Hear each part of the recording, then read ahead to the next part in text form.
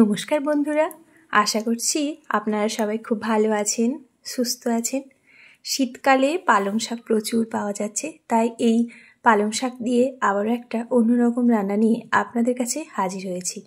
আশা করছি আপনাদের ভীষণ ভালো লাগবে। তার জন্য দেখুন, খানিকটা পালং শাক নিয়েছি, তবে অল্প একটু পালং শাক হলেই কিন্তু হয়ে যাবে। প্রথমেই দেখুন বেছে নিয়েছি, আর তার সাথে মুসুরির ডাল নিয়েছি। মুসুরির ডালটা আমি 1 ঘন্টা মতো ভিজিয়ে রেখেছিলাম। এবার প্রথমেই পালং শাকটা বেশ ভালো করে প্রথমে কেটে নেব, গোড়াগুলো বাদ দিয়ে নেব, দিয়েই একটা ছোট ছোট করে সাইজ করে কেটে নেব। এইভাবে একবার মুখরোচক পালং শাকটা কিন্তু বানিয়ে দেখতে পারেন।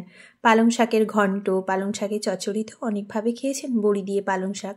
তবে এই মুসুরি ডাল দিয়ে এইভাবে একবার পালং শাকটা বানিয়ে দেখুন, আশা করছি আপনাদের ভীষণই ভালো লাগবে। আর যদি ভালো লাগে তাহলে একটা লাইক দিয়ে ভিডিওটা দেখা শুরু করুন। দেখুন শাকগুলো আমি সব সুন্দর করেই প্রথমে দেখুন কেটে নিয়েছি। এবারেই প্রথমে শাকগুলোকে ধুয়ে পরিষ্কার করে নেব। এদিকে দেখুন, এদিকে একটা মিক্সিং জার নিয়েছি, তার মধ্যেই দিয়ে দিচ্ছি ভিজিয়ে রাখা মুসুরির ডাল। আপনারা চাইলে কিন্তু এখানে ছোলার ডাল, মটর ডাল কিংবা খেসারির ডালের ব্যবহারও করতে পারেন। পুরো ডালটা দিয়ে দিলাম, ঝালের জন্য দিয়ে দিলাম 4টে শুকনো লঙ্কা। আপনারা চাইলে ঝালটা কম বেশি করে নেবেন। কয়েকটা রসুন দিলাম, দিয়েই বেশ ভালো করে এটা পেস্ট বানিয়ে নেব। দেখুন একেবারেই জল না দিয়ে পেস্টটা আমি বানিয়ে নিয়েছি। জল কোনোভাবেই দেবেন না, কারণ জল যদি দেন তাহলে কিন্তু শাক থেকে জল ছাড়ে, পাতলা হয়ে যাবে ব্যাটারটা, তখন একেবারেই ভালো হবে না। এবারে একটা বোলের মধ্যে দেখুন শাকগুলো দিয়ে দিলাম। এবারে দিয়ে দিচ্ছি টেস্ট অনুযায়ী লবণ, তবে খুব বেশি লবণ দিলাম না। প্রথমে অল্প একটু লবণ দিয়ে শাকটাকে মিনিট খানেক ভালো করে মেখে নিতে হবে, যাতে করে শাক থেকে অনেকটা জল ছেড়ে যায়। সেরকমভাবেই শাকটা প্রথমে আমি দেখুন মেখে নিচ্ছি। এইভাবে পালং শাকটা একবার বানিয়ে দেখুন, খুবই সহজ এবং স্বাস্থ্যকর। বাচ্চারা তো ভীষণই পছন্দ করবে, যেসব বাচ্চারা শাক পছন্দ করে না তারাও খাবে। কতটা জল বেরিয়েছে, এই জলটা আমি ফেলে দেব। এবারে আবার ওই শাকটা নিয়ে নিলাম, এর মধ্যেই এবার অ্যাড করছি দেখুন বেটে রাখা মুসুরির ডাল।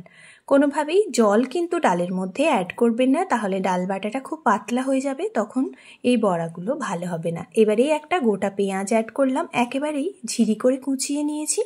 তার সাথেই অ্যাড করছি ভাজা মশলা। আপনারা সবাই জানেন ভাজা মশলার মধ্যে কি কি থাকে। ধনে, জিরে, মৌরি আর শুকনো লঙ্কা শুকনো কড়ায় ভেজে গুঁড়ো করে নিয়েছি।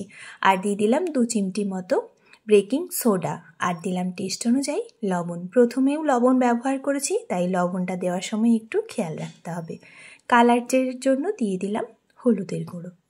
দিয়েই বেশ ভালো করে ডাল, পেঁয়াজ আর এই পালং শাকটা ভালো করে মেখে নিতে হবে, যাতে করে সব কিছুর সাথে বেশ ভালো করে মাখা হয়ে যায়। যদি দেখেন যে ডাল বাটাটা খুব পাতলা হয়ে গেছে, সেক্ষেত্রে আপনারা 1 চামচ কিন্তু চালের গুঁড়ো অ্যাড করতে পারেন, তবে আমার কিন্তু চালের গুঁড়ো দিতে লাগেনি। এইভাবেই এবার ভেজে নিতে হবে। তার জন্য আমি গ্যাসের মধ্যে একটা ফ্রাইং প্যান বসিয়ে দিয়েছি, দিয়ে দিলাম সাদা তেল, দিয়েই বড়াগুলো কিন্তু সুন্দর করে ভেজে নিতে হবে।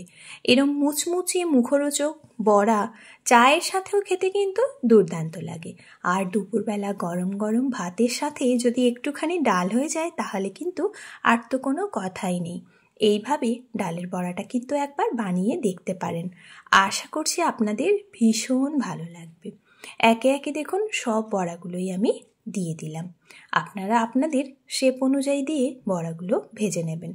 একটা দিক হওয়ার জন্য প্রথমে ছেড়ে দিয়েছি, বেশ ভালো করে যখন একদিক থেকে ছেড়ে কড়া ছাড়তে শুরু করেছে, তখনই কিন্তু আবার এরকমভাবে উল্টে দিতে হবে।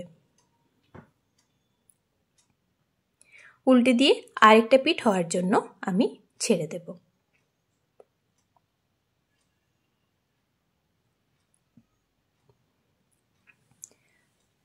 দেখুন অপর পিঠটাও বেশ সুন্দর করেই আমার ভাজা হয়ে গেছে।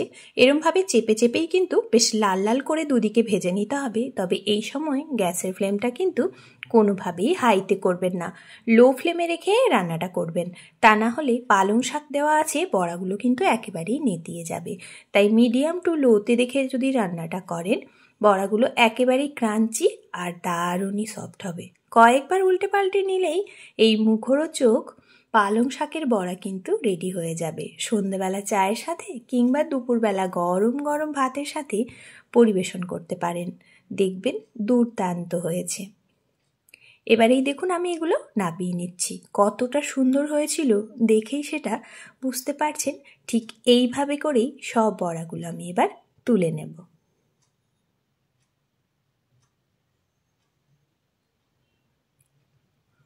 দেখুন কতটা সুন্দর হয়েছিল। ঠিক এরম লাল লাল করে ভেজেই কিন্তু তুলে নিতে হবে।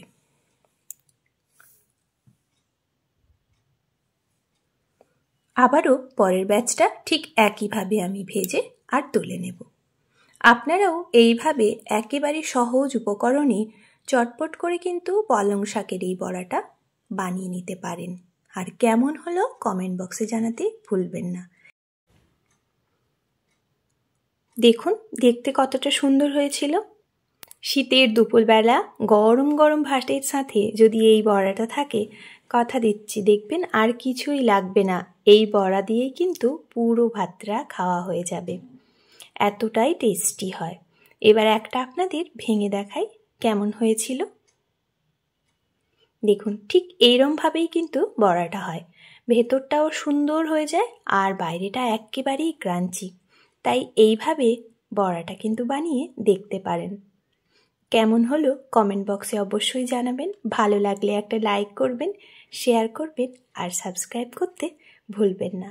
এতটা সময় আমার এই রেসিপিটা দেখার জন্য আপনাদের অসংখ্য ধন্যবাদ। ভালো থাকবেন।